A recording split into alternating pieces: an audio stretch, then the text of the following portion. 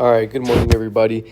So today I'm going to talk about lesson 2.5 on complex numbers. I don't have time to make a long video, so just bear with me. If you have any questions in class, raise your hand. I will come and help. Here we go. Number one, we have, and let me just zoom out a little bit so I get more space. Number one, we do have square root of negative 44, square root of negative 144. Well, you guys understand how square roots work. If we have the square root of 9, for example, you know that's 3. But how does that work? How do we get 3? Square root of 9 is square root of 3 times 3.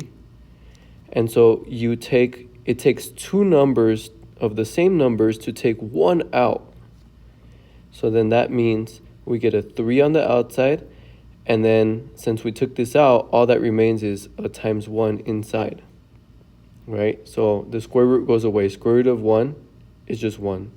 So you get 3. Does that make sense? All right. So same process here.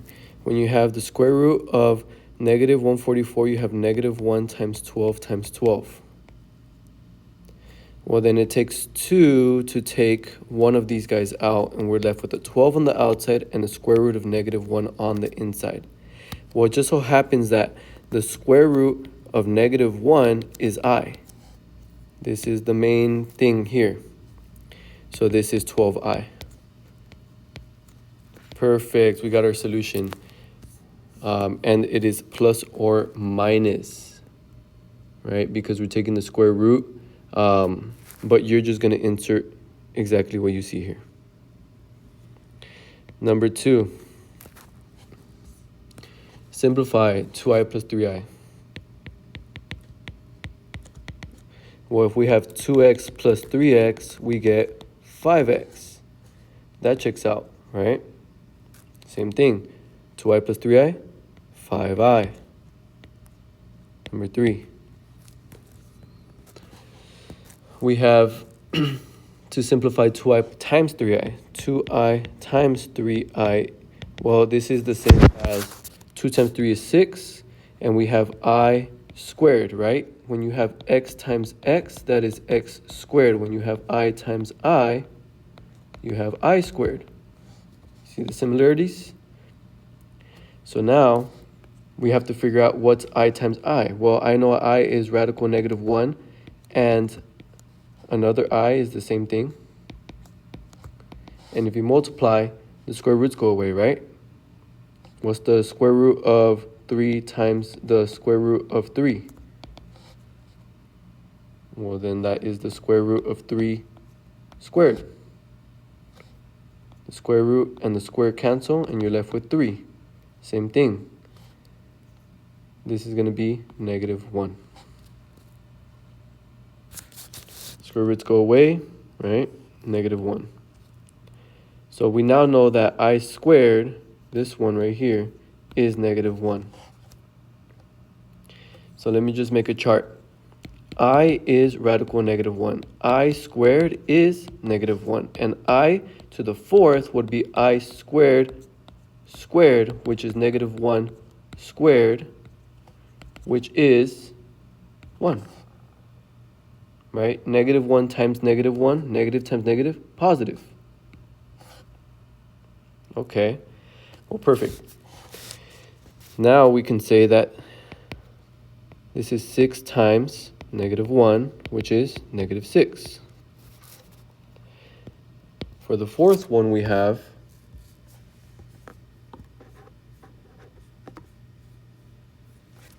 we have 2i cubed times I squared is 2i to the, well, how many i's do we have? We have 3 over here, and we have 2 i's over here, so we have 5.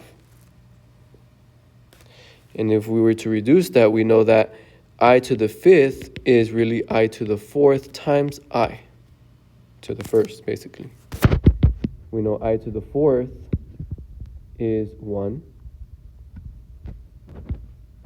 And then we're left with I, right? So let's plug that in here, and we get 2i.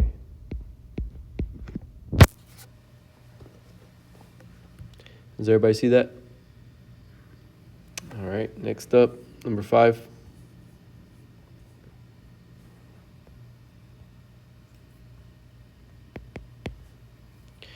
For number 5, we have 2 plus I times 4 minus 5I.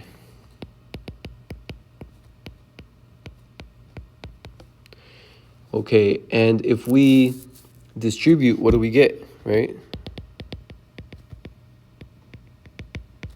We're going to get 2 times 4 is 8. 2 times negative 5I is negative 10I. I times 4 is 4I. And negative 5I times I is negative 5I squared. But we do know something. Let's combine by terms, right? 8 minus 6I. And then we're left with 5I squared. But I squared is negative 1, as you can see here. So 8 minus 6I, and then minus 5 times negative 1, which is 8 minus 6I plus 5, which is 13 minus 6I. Number 6. Number 6. Solve using the quadratic formula. Perfect. We have, how much time on here on the clock? Wish it would tell me. Wish it would just tell me. All right.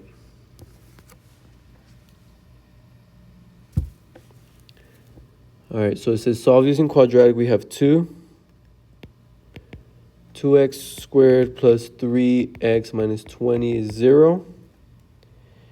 Quadratic formula is negative b plus or minus square root of b squared minus 4ac over 2a. And that will give me my x. This is my a, b, and c values, as you can see here. So I'm going to plug them in. I know my b is 3. So I'm going to do negative 3 plus or minus square root of 3 squared minus 4 times a is 2. And c is negative 20. A is 2. So my x is negative 3 plus or minus square root of 9. And then we have 8 times 20 is 160. So minus or plus negative negative plus 160 over 4. Well, this is negative 3 plus or minus square root of 169 over 4, which is negative 3 plus or minus 13 over 4, which is negative 3/4, or I should just do negative 3 plus 13 over 4. And, right, because we have plus or minus, negative 13 minus 13 over 4 as well. Right? So we're going to have x equals 13 minus 3 is 10 over 4, which is 5/2. And x is negative 16 over 4, which is negative 4.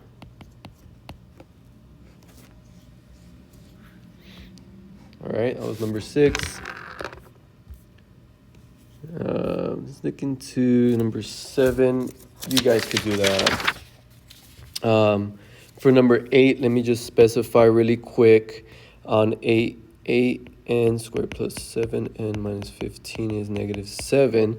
I just want you to know to move this negative 7 over so that y can be equal to 0. Right? So once you move all your stuff over, that equals y. So let's do that. N squared plus, right, that's a squared. And when you move that negative 7 over, it becomes a positive 7. Minus 15 is negative. 8 is equal to 0, which is your y. Right? Again, you're basically solving for the x-intercepts. Right? So what is n? n is representing x, which is x-intercept, right? So that is when y is 0. So again, move it over and do your quadratic equation. So quadratic equation. You guys can do that. Number 9, same. You guys can do that. Number 10, we have 2x squared minus 6x plus 5 is 0. I want to do this because it becomes a complex one. Here we go. By complex, I mean there's going to be an I. Negative b, which is 6, right? Because this is your b. So negative b will be 6. This is your c, your a. Negative b plus or minus, right? This will be your x. Square root of b squared, which is 36 minus 4 times ac, which is 2 times 5 is 10, over 2a, which is 4, is equal to 6 plus or minus the square root of 36 minus 40 is negative 6, or sorry, negative 4. 36 minus 40 is negative 4, over 4. All right, well, that's 6 plus or minus. So here it's a little tricky. Let's take a look. Let's take a look. If we have the square root of negative 4, that is the square root of negative 2 times 2, right?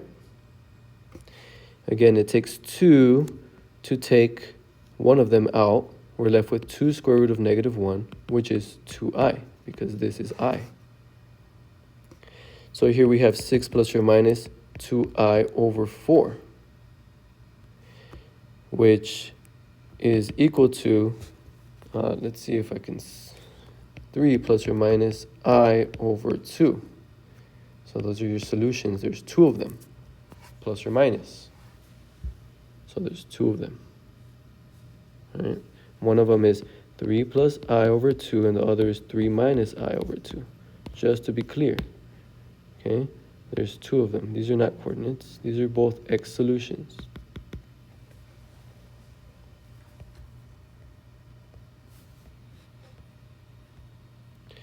All right.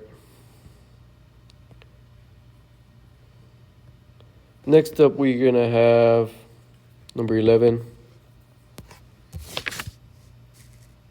which I'm not going to do. Number 12. Okay, you got to know the discriminant. The discriminant is what's inside the radical. When you have negative b plus or minus square root of 4, b squared minus 4ac over 2a, this thing inside the radical is the discriminant. So the discriminant is b squared minus 4ac. That's it. That's the discriminant. Plug your values in and get your solution. All right, number 15. Let me do an example with you guys for 12.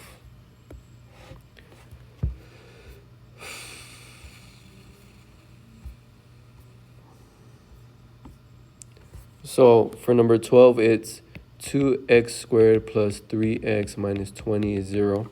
This is your A, your B, and your C. So you're going to have b squared minus 4, a is 2, c is negative 20, which is 9 minus 8 times 20 is 160. 8 times 20, okay, and it's positive because a negative and a negative is a positive. That's 169, which is the answer.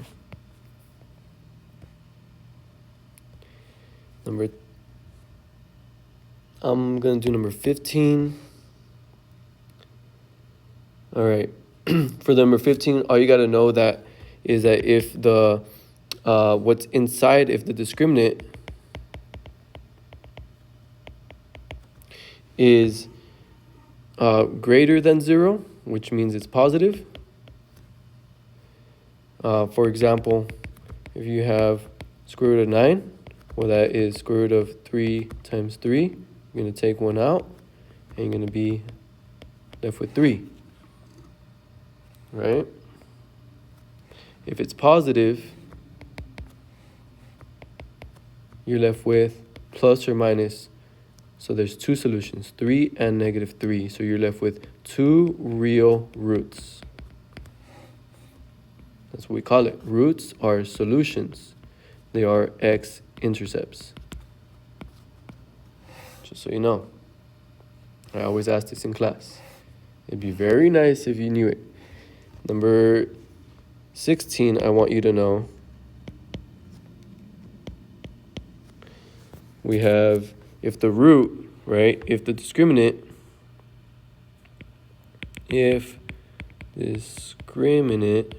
is less than 0,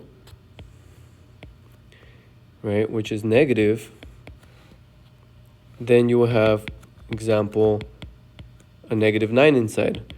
Well, that is negative 3 times 3. Take 1 3 out. Oh my God. We have, right? Square root of negative 1 is I. We have two solutions. It's 3i and negative 3i. We have, they both have i's. They're both complex. Two complex solutions. Okay. And finally, 17. If discriminant is equal to 0, then you have something like that, which is 0. And so you don't have the plus or minus anymore. So you have one real, because there's no I, solution. Done. This is when an example of a quadratic like this would be if the vertex is here, you have one real solution because it only crosses the x-axis one time. If you have two real solutions, then you're going to have something like that, where it crosses 2 times, right? This is an example of two real solutions. But if you have two complex solutions, this is my graph, and this is my parabola, right? So it doesn't cross the x-axis at any point. These are two complex solutions. I learned this later on in life. Okay, just plugging in things in myself. Nobody taught me this. All right, y'all good with this? Let me know if you have questions in class. Thank you for your time. Peace.